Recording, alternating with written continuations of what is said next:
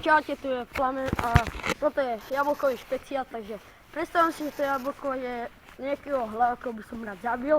Takže teraz vám ukážem jednu vec, ktorý teraz mám von zo školy a takže toto je červeníčke jablko. Takže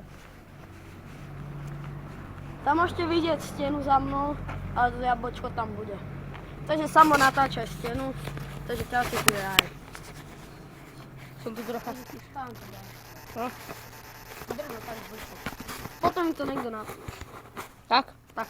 Dobre. Takže toto je jablkový špeciál a je to jablko, ktoré je Rudolfa Karela hlava. Daj to do okna. Ty boss. Som spravil s niekou hlavou, ale neviem to vidieť. Takže toto ostalo z toho jablka. Iba omrvinky. Takže asi by ste čo niekto pýtať jablkovú pecku do hlavy.